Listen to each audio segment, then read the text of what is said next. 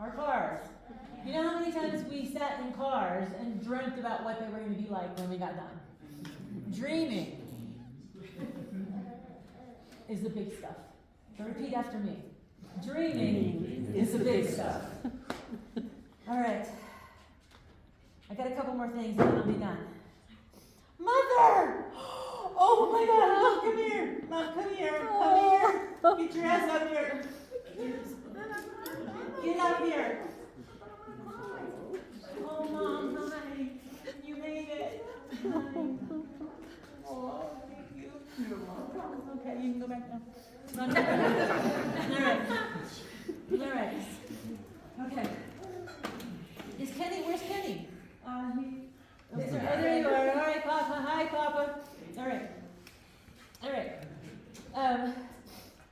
This is something else. So remember, I walk around my house, you guys, and I find little notes that reminds me of things. And music is a monstrous trigger. Holy shit, is music a monstrous trigger. So this is Chris Stapleton, A Joy in My Life. There are some amazing songs out right there right now. There's one by Pink called I'll Be There, or On the Other Side of This, and it's like, up in heaven there's got to be bars, and my husband and my sweetheart is sitting at that chair telling stories with everybody.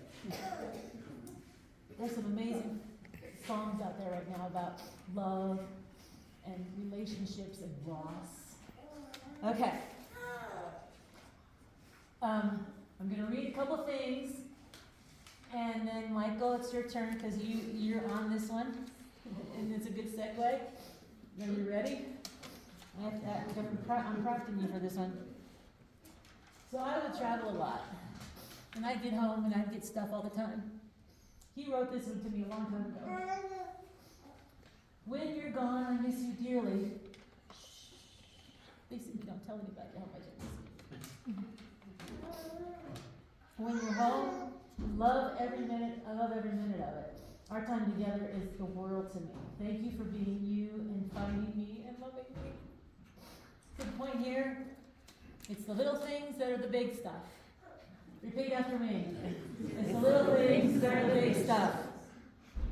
All right. You ready for me? I'm ready. So he wrote this one before he passed, and I read it. And it's up on the cover, so I tore it down this morning. Well, you gotta be able, because everybody, you gotta be able to see everybody. This is a presentation thing. Can you see their eyes over there? Jeff, Bryce. Of course I'm gonna miss you. I don't think I can read it. Well, thanks for giving it to me. You man, yeah, let me give it to somebody else. Of course I'm going to miss you. You're my best friend, and I've had my best years. And since we met to the last day, you and Michael are the best part of my life. Man, you had to break this out? Having such loving and great family on both sides is just a big bonus to make it all so awesome. And that was my dad. First and foremost, thank you all for being here.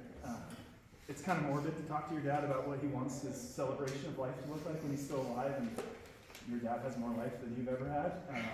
But this is what he wanted. He wanted everybody to be here and share stories and laugh and talk about him. He was a very selfless man. He cared more about everybody else and the relationships that he made throughout his entire life. And he didn't just meet people. That's why you're here. He met people and he maintained those relationships. He made every single person in this room feel like the party was here for you. He made everybody feel like you were special. And you were at his house. But the party was here for you. And that was his superpowers. He saw everyone. He found a way to reach everybody. He hit everybody in the heart, and he made relationships that were lasting and meant something. And I think that's what that was the greatest gift that my dad gave to me. He was my best friend for 34 years. And there's not a day that goes by that, like I called him the other day, and something happened in my shower. I was like, shit, I gotta call Stu.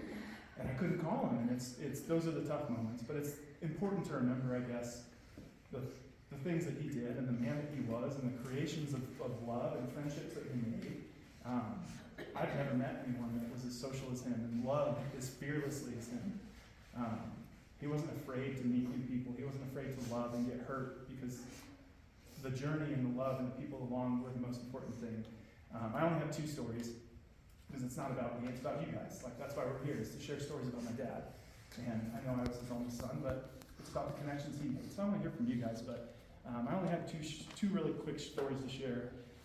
And one of them, I was little, I was like 4 years old, and this is one of my first memories of my dad, just in general in life.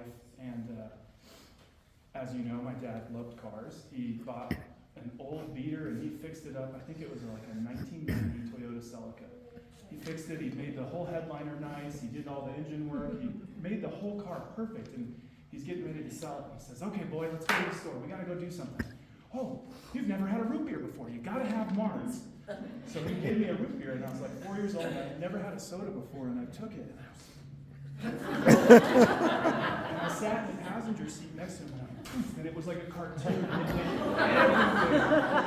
And my dad looked at me and he said, boy, what have you done? And he just started laughing hysterically. It felt like we laughed the whole way home. But I share that story not because it's a funny story, but because the more I think of that story, the more I think of that moment, my dad didn't care. He didn't care that I just ruined hours of his time that he put into that car. He didn't care that he had to go back and do it. It's not about the material item. It wasn't about the monotony of everyday life. It was about stepping back and making a moment with your son that he will remember the rest of his life. So that was my dad. He taught me a lot of lessons, some intentional, some unintentional. Like when you're skiing on a hill, you don't find a log 50 feet up in the air when Bryce and Mike are waiting for you down below and you go, uh-oh! Or come into a snowbank and do the stupidest thing you've ever seen. Or Bryce, when he dropped us off at your house and he slid down your neighborhood hit, like, I'm not joking, how many turns did that man make down a straight road in the snow? Landed perfectly parallel parked and said, Bryce, get out. Bam. He had so much fun, and those were the lessons that he taught me were, have fun, love the people that are around you, because the people that are here, that pour your love into you, are the people that are worth keeping. Those are the people that are worth giving your energy back to. And he did a really good job of that. And I think the most important thing that he taught me was how to be a strong man. My dad was 5 feet 6 inches tall, and he weighed 160 pounds, and he was the strongest man I have ever met in my life. That man could grab your hand and drop you to your knees. But when I say strong man, I don't mean muscles, and I don't mean big and strong, or somebody with a lot of power. He taught me that being strong, and a strong man, is being there for your family, being there for your kids, loving unconditionally, not being afraid to be hurt, showing your emotions, not being afraid of your emotions, and having fun. And my dad had the most fun of anybody I've ever met. I've been going through pictures of him in the 80s and 90s of him with long hair and now in his country club yacht attire out on a fishing boat. And he just lived. And I think he lived fearlessly, and he lived how he wanted everybody to live, and he shared so much love. And the last little story I guess I'll share with you, before he passed away, I said, Dad, how are you going to come tell me that you're okay? Or what's going to be your little message? Are you going to be a butterfly? Are you going to be a moose that gets into my house? What are you going to do? And he said, well, boy, I don't know. I'll probably just come see you in a dream or something. That was my dad. He didn't really think, oh, well, I'm going to do this funny thing.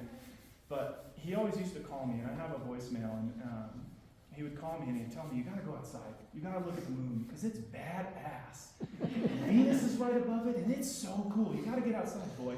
And I think he was calling me that day to tell me that I needed to turn my porch light on, because apparently I didn't know how to do that. And so Sunday, after he had passed away, we were coming home from Papa Stu's house, and right above Pikes Peak was Venus. Like a star on a tree, just like that balloon on top of that star right there. And I had never seen it so big and so bright. And so, if you miss my dad, about 5:30 to 6 o'clock, look just right over Pikes Peak or the southwest of wherever you are, and that's where it is.